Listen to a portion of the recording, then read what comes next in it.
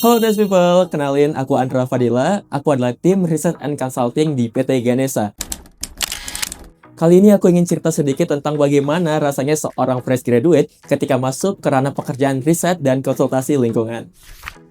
Di awal kerja, kamu akan menghadapi banyak banget tumpukan regulasi-regulasi, kemudian tumpukan pekerjaan dokumen dan draft, dan deadline yang mepet-mepet banget. Dan itu wajar banget ketika kamu memutuskan sebagai seorang konsultan lingkungan. Dan kali ini aku ingin kasih kalian tips bagaimana seorang fresh graduate dapat bertahan di bidang konsultan lingkungan ataupun sebagai seorang konsultan lingkungan. Hal pertama yang harus kamu lakukan adalah pahami dasar-dasar dan alur pengerjaan dokumen-dokumen tersebut. Pahami alur penyusunan dokumen per tag, pahami alur riset yang dilakukan. Dengan cara seperti itu, kamu akan sangat mudah ketika kedepannya dalam pelaksanaan proyek tersebut. Setidaknya kamu tidak harus jago gitu, tetapi kamu setidaknya paham dan itu akan sangat membantu dalam pelaksanaan proyek tersebut.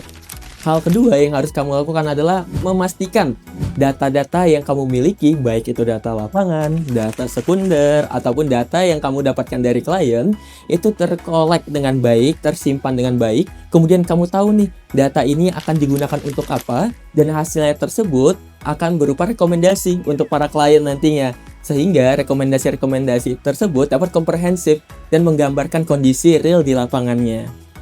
Yang ketiga adalah belajar komunikasi.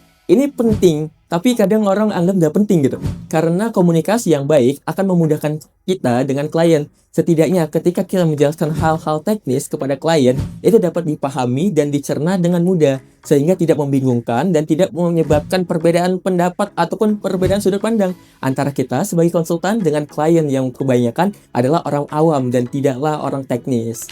Dan yang keempat adalah jangan takut turun lapangan gitu. Karena ketika kita turun ke lapangan, kita dapat melihat secara langsung bagaimana kondisi di lapangan tersebut. Dan kita dapat memvalidasi bagaimana teori-teori yang kita dapatkan di kampus sebelumnya, apakah sesuai dengan yang dapat kita aplikasikan ketika di lapangan nanti.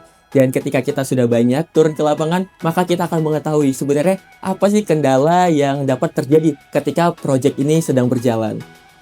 Dan yang terakhir nih, survive di dunia konsultasi ataupun riset lingkungan enggak hanya tentang seorang yang pintar atau enggak, tetapi tentang kemauan kamu untuk belajar dan terus bertumbuh setiap harinya gitu. Karena kalau orang pintar cukup banyak ya, tetapi orang yang mau belajar itu sangat susah untuk dicari saat ini. Maka dari itu teman-teman, jangan malu sebagai fresh graduate untuk terus belajar, dan terutama untuk kalian yang ingin terus mengembangkan karir di bidang riset ataupun konsultasi lingkungan. Aku Andra, sampai jumpa.